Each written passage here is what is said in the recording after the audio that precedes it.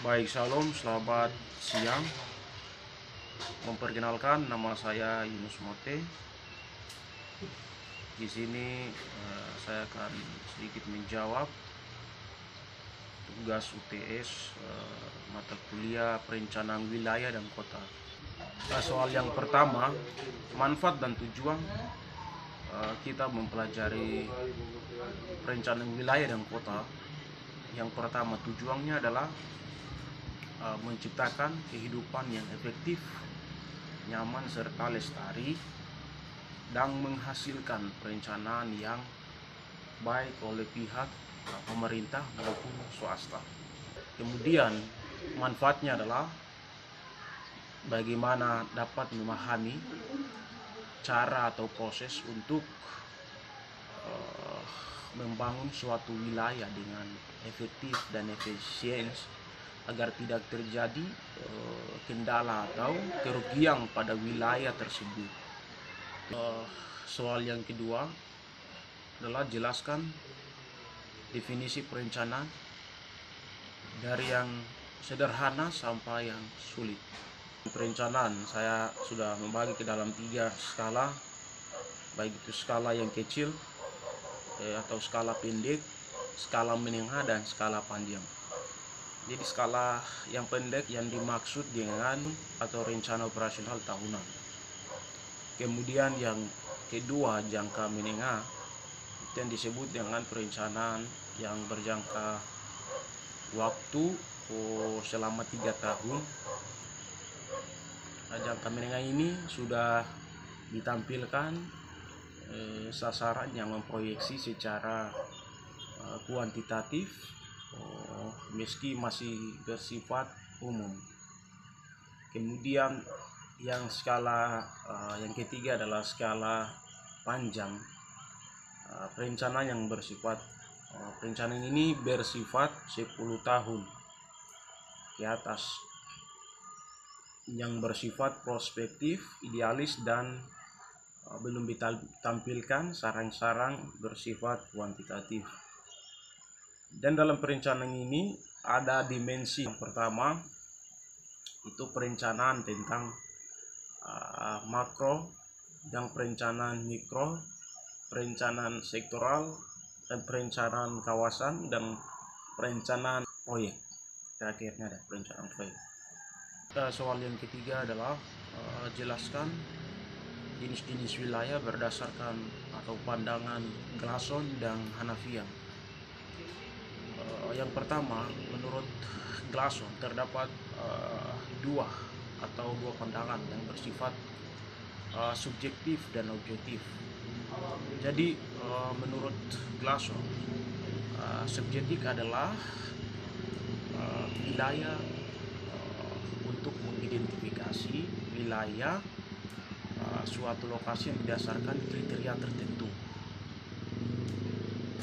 Kemudian suatu lokasi yang lainnya, hal ini diperlukan untuk membantu manusia untuk mempelajari dunia secara sistematis. Yang berikutnya adalah pandangan dari Hanafiya, itu dibagi berdasarkan dua konsep berpikir. Yang pertama adalah absolut, dan yang kedua adalah relatif. Konsep yang pertama terkait dengan absolut adalah definisi ruang.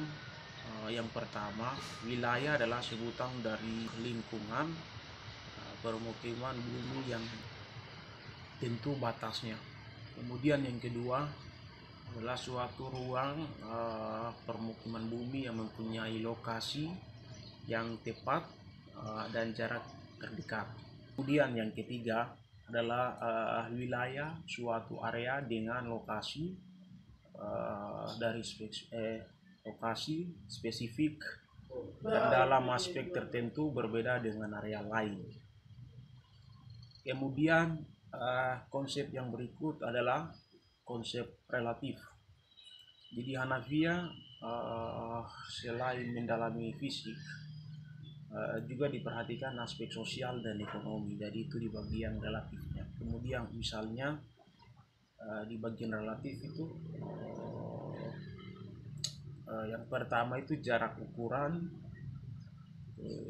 kemudian berdasarkan unit waktu, terus ongkos dan usaha. Itu yang dari segi sosial dan ekonomi, dari pandangan Hanafiya dengan konsep relatif. Soalnya yang keempat adalah jelaskan jenis-jenis kota dan cakupannya. Yang pertama, jenis kota. Yang pertama adalah kota generatif, kemudian kota parasit, kemudian kota inklave. Jadi ketiga ini adalah jenis-jenis kota. Kemudian untuk cakupannya itu kota yang generatif itu menjalankan bermacam manfaat baik untuk mengembangkan wilayahnya maupun di wilayah sekitarnya. Itu yang kota generatif. Kemudian yang berikut adalah kota parasit. Kota parasit adalah kota yang tidak banyak berfungsi untuk daerah pedalamannya, bahkan mementingkan berbagai usaha yang tumbuh di pedalaman kota tersebut. Kemudian yang berikutnya adalah kota inklave, adalah kota yang menutup diri atas daerah pedalaman lainnya. Dan soal yang kelima adalah berdasar jelaskan pendapat masing-masing berdasarkan kota di mana berdomisili, karena menurut teori dunia. Jadi yang pertama di sini saya mau jelaskan menurut salah satu ahli yaitu Friedman mengatakan bahwa perencanaan itu mengandung 4 unsur, utama. Yang pertama itu perencanaan adalah sebuah cara untuk memikirkan persoalan sosial dan ekonomi. Kemudian yang kedua, perencanaan selalu berorientasi ke masa depan. Terus yang ketiga, perencanaan itu memberikan perhatian pada ketertarikan antara pencapaian tujuan dan proses pengambilan keputusan. Dan yang keempat adalah mengedepankan kebijakan dan program yang komprehensif. Pengertian ini dapat dipahami bahwa perencanaan itu akan menimbulkan dampak positif dan negatif. Oleh karena itu perlu mengantisipasi berbagai kemungkinan yang timbul akibat dari implementasi. Ini yang terakhir, mungkin ini yang bisa saya jawab sesuai apa yang saya pahami dan apa yang saya sudah tulis. Ini seperti begitu. Sekian dan terima kasih.